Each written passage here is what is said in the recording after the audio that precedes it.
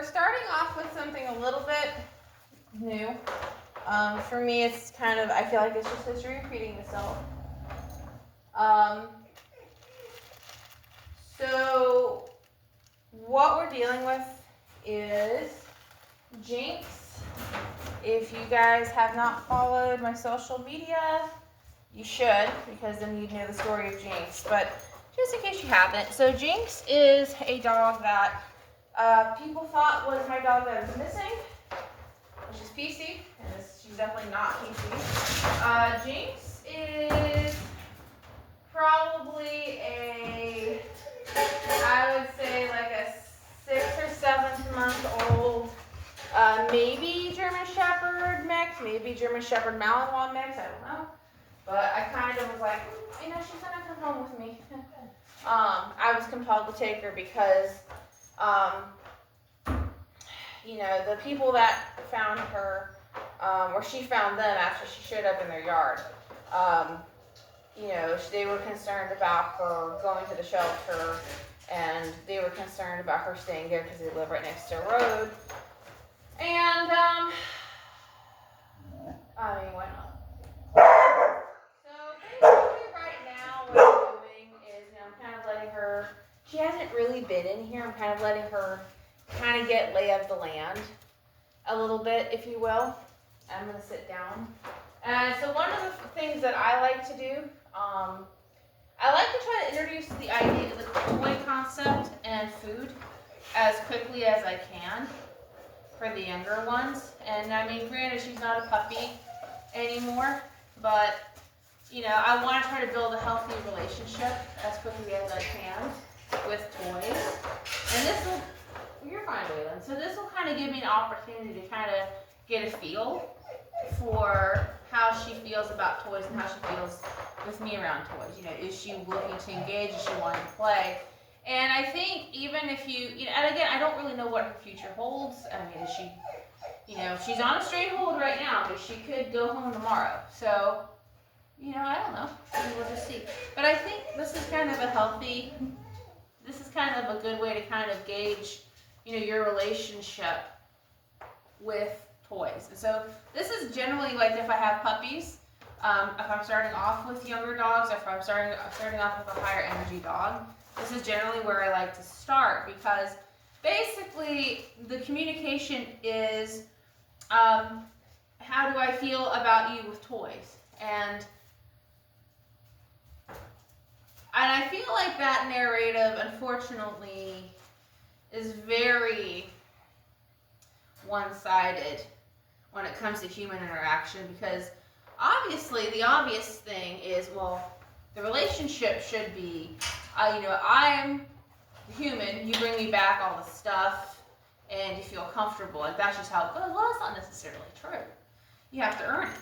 So one of the simplest things you can do to kind of start earning it is to have toys and have it, not necessarily free.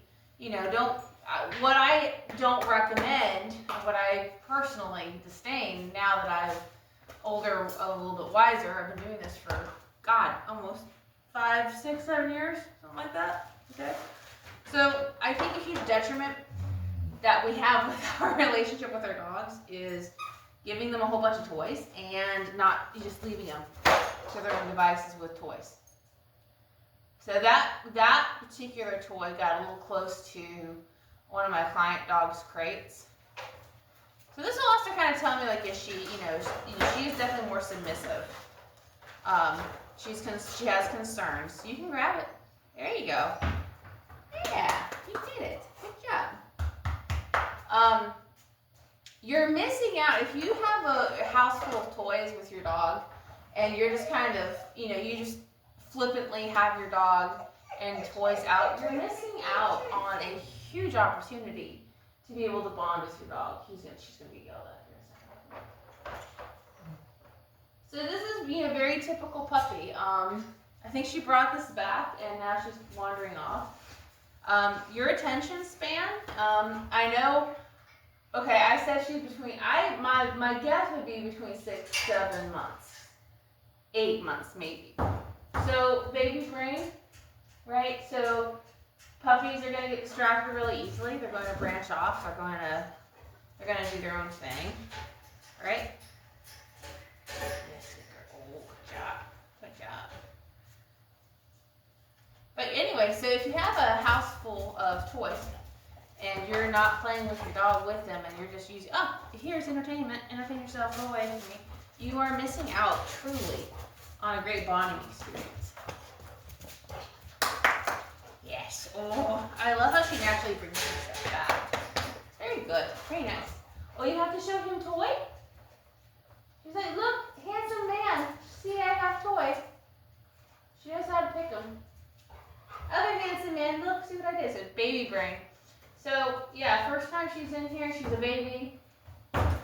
Keep your expectations realistic. We're gonna, other distractions, she is going to see him. So this is a fairly controlled environment. Worst case is going to happen to her, she's going to get yelled at by another dog. And she's actually really respectful. She'll back away. So I just kind of let the interactions happen. And I do the same thing with client dogs. When I bring client dogs in here, one of the first things I do is I let them wander around and kind of let them sightsee in here. Because it can be kind of overwhelming being in here with a bunch of strange dogs. Albeit they're quiet and, well, besides her, but she's getting a little close to her crate.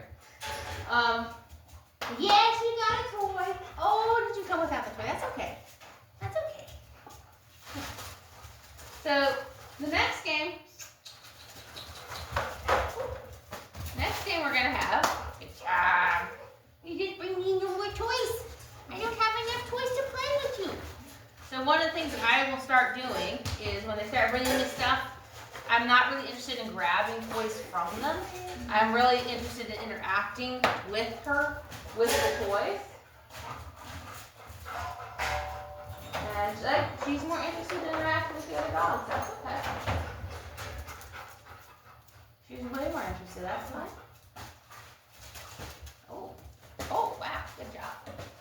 Good job. So you can see the relationship that I'm trying to build. You know, this might look like, oh, that's a miracle. No, it's not. It's really just, you know, I am a source of comfort with her resources. You know, she's wanting to play. I'm proving to her over a period of time that, you know, I'm not interested in taking things from her. I actually want to interact with her, not the stuff. That's actually going to be building value onto the toys. So that's a very simple thing, and I very poorly explained it, is being able to interact with the dog, with the toy, being able to take toys, throw one. You know, don't worry really right now about the dog bringing toys back. That's another expectation I think is absolutely ridiculous that we put on a dog like that. She's got the attention span of a small bug. Okay? The attention span is not there for her to retrieve. Retrieving and bringing back is a learned skill. She has to learn that. She's not ready for that yet. This is literally kind of getting to know her. This isn't, you know what I mean? Like, this is just getting to know her stuff. This isn't even technically session 1, but she, like I said, she's so interested in the other dogs right now. So she's got a little bit, there's a little bit of toy drive in there. That makes me happy. But as right now, she's more interested in getting to know the other dogs, which is, again, totally fine. Okay? So what that means is perhaps our window for toy play has ended. As time continues, not letting you out. Not letting you out right now either. As time continues, don't be terribly surprised if you need to kind of split down the middle with toy play and food. So the next thing we're going to jump into is food. And I think we've got a little bit of meat. Just a little bit. Not a lot, obviously. Just kind of it. Okay. So you might find that your young dog, your puppy, might actually have a little bit more food drive than toy drive. I think that is more than natural. So But right now, I'm just curious to see what she does. I like that she's pushy, but we need it on our terms. And it's a hot dog. That's a weird one. It's good, but it's just strange.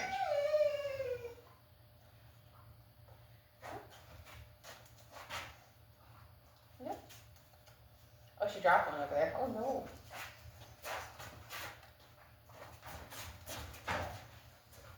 Well, and she's actually catching on to this game really quick. So basically, this is just, really simple, getting them used to kind of following you, kind of chasing you a little bit.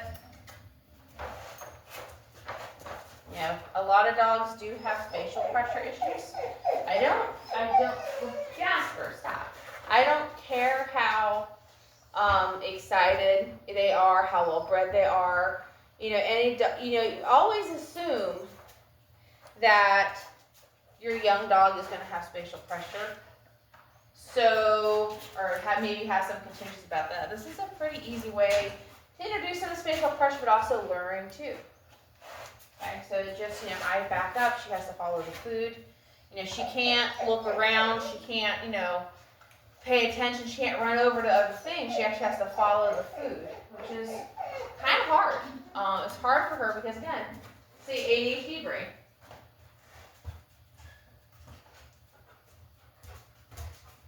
So one might say, or one might ask, well, why would I kind of sweet talk her over for food, but not toys?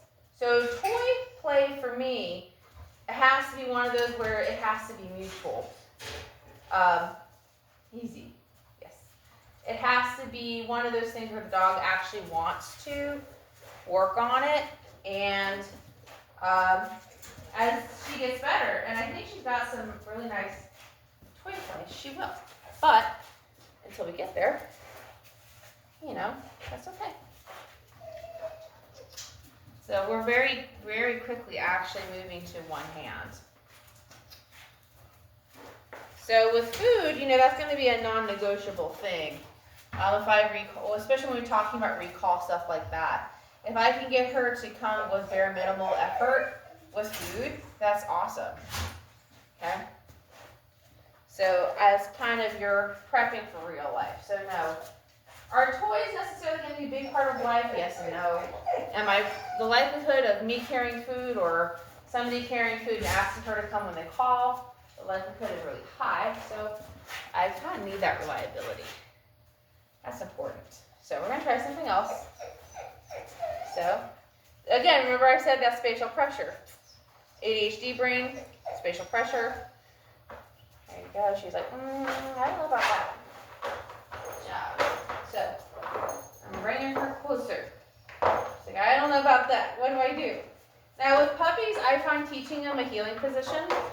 And we're not necessarily working on a heel position right now. We're more or less, I'm just introducing her to learning. So I'm not pushing her too heavy.